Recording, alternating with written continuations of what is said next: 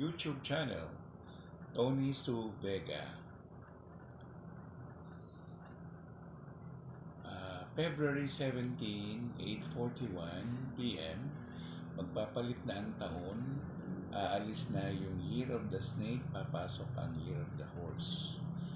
Fire horse siya.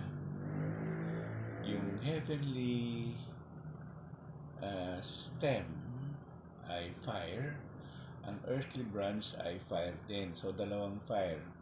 Medyo mag-iingat po tayo sa apoy, masilab ang apoy.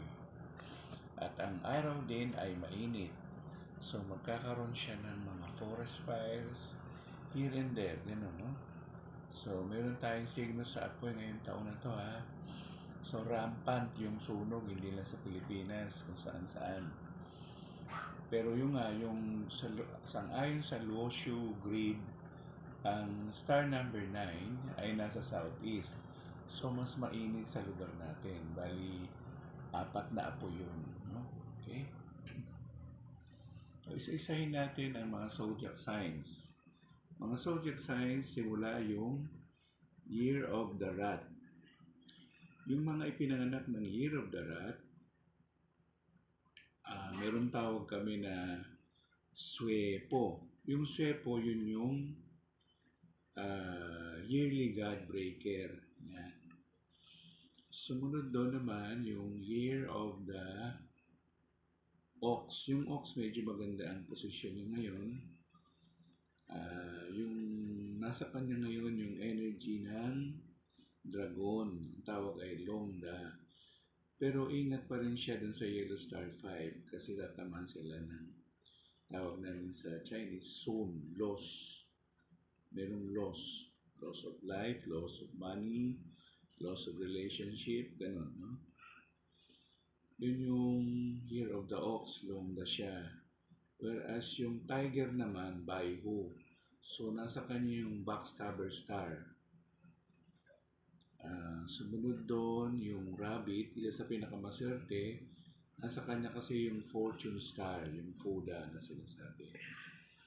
Sumunod doon yung Dragon. Yung Dragon medyo alanganin.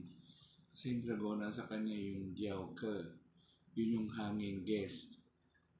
Pero, sa kanya rin, ayon sa Lucio, sa kanya tumama yung star number 9. Yun sa Dragon.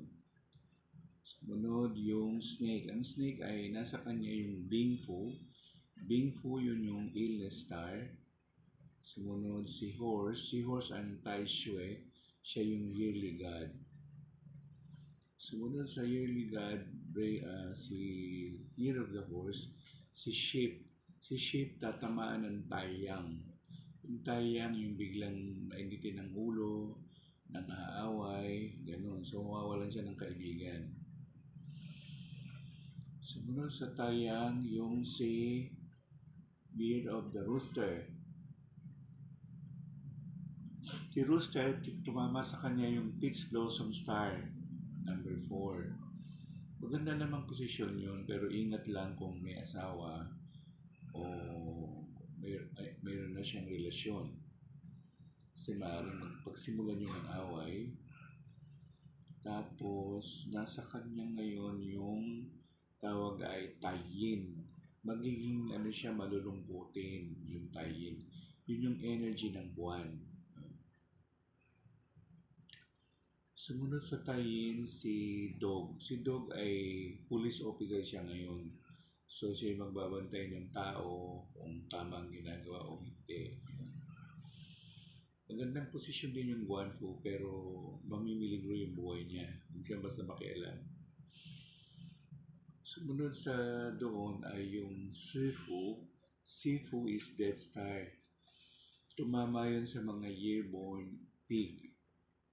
So, naikot na natin, di ba? From the rat downward to the pig. Ano daw ba ang mangyayari sa Year of the Fire Horse? Ingat sa sunog, siklab, mga ganun, no? Lalo na yung mga combustible material, ganun. Pero sa karera ng mga Year of the Horse, sila yung magiging sikat at hindi nila alam na bigla na lang bumaligtad ang judgment. kagaya ng mangyayari sa ating senador na si Bong Revilla na Tai Sue, ngayon tiis-tiis lang muna siya dahil matapos yung Tai Sue, magiging maayos naman ang takbo ng buhay niya. Maraming mga year of the horse, si Senator Manny Pacquiao, year of the horse, si Bong Revilla, yung mga artista natin, si Aaron Villaflor, si Andy Eigenman, sino ba dyan sa year of the horse? Si Aljur Abrenica, year of the horse din. Sa mga year of the horse, ang pinakamahalaga ay sumunod sa tama. Ano yung golden rule. Kung ano yung gusto mong gawin sa'yo ng kapwa mo, yun ang gawin mo. Para hindi tayo maligaw. At yung Tai Sue General, hindi ka tatamaan nun. Tapos, ito naman si Year of the Pig, dahil nasa kanya yung Death Star, pag-iingat ngayong taong ito, lalo na sa mga yung pagbiyahe-biyahe. Ito naman si Year of the Monkey, bukas ang funeral gate, kaya medyo mag-iingat sila. Ang mga Year of the Monkey natin, kagaya ni Enrique Hill, sino ba isang Year of the Monkey? Basta ang Year of the Monkey, yan yung mga old men eh. So, pag sinabi nilang Sanmang, bukas ang funeral gate, marami ibig sabihin yun, either magkasakit o mamatay. Do ang pinaka-definite na mamamatay yung Year of the Pig, sipo siya. Whereas itong si Monkey, disgrasya lang. Ganun.